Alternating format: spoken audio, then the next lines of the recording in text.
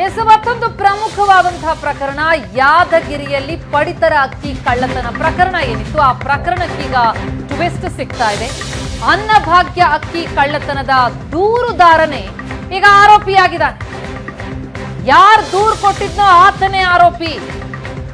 ಆಹಾರ ನಾಗರಿಕ ಸರಬರಾಜು ಇಲಾಖೆಯ ಡಿಡಿ ಭೀಮರಾಯ್ ಮಸಾಲಿ ಶಹಾಪುರ ಠಾಣೆಯಲ್ಲಿ ಕೇಸನ್ನೇ ದಾಖಲು ಮಾಡಿದ್ರು ಭೀಮರಾಯ್ ಮಸಾಲಿ.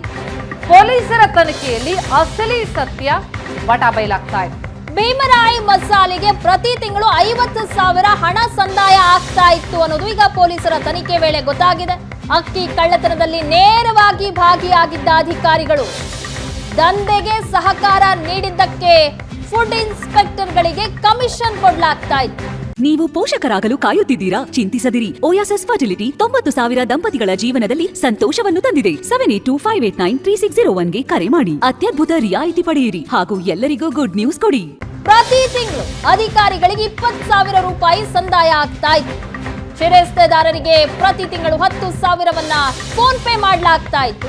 ಆರೋಪಿ ಶಿವಯ್ಯ ಎಂಬಾತನಿಂದ 10,000 ರೂಪಾಯಿ ಫೋನ್ ಪೇ ಆಗ್ತಾ ಇತ್ತು ಅಧಿಕಾರಿಗಳಿಗೆ.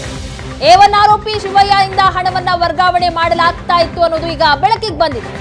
ಆಹಾರ ಸರಬರಾಜು ಇಲಾಖೆ ಉಪ ನಿರ್ದೇಶಕರಿಗೂ ಭರ್ಜರಿಯಾಗಿ ಪಾಲಿತ್ತು ಇದರಲ್ಲಿ. ಹಾಲಿ ಹಾಗೂ ಹಿಂದಿನ ಡಿಡಿಗೆ ಪ್ರತಿ ತಿಂಗಳು 50,000 ತಲುಪ್ತಾ ಇತ್ತು. ಈ ರೀತಿ ಯಾರು ಕೇಸ್ ದಾಖಲಿಸಿದ್ರೋ ಅವರೇ ಇದರಲ್ಲಿ ಪ್ರಮುಖವಾಗಿ ಶಾಮೀಲಾಗಿದ್ದಾರೆ ಎನ್ನುವಂತಹ ಸತ್ಯ ಪೊಲೀಸರ ತನಿಖೆಯಲ್ಲಿ ಬಟಾ ಬಯಲಾಗ್ತಾ ಇದೆ.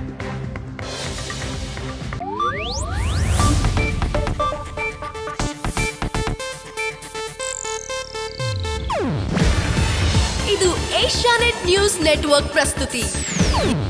ನೀವು ನೋಡ್ತಿದ್ದೀರಾ ಏಷ್ಯಾನೆಟ್ ಸುವರ್ಣ ನ್ಯೂಸ್.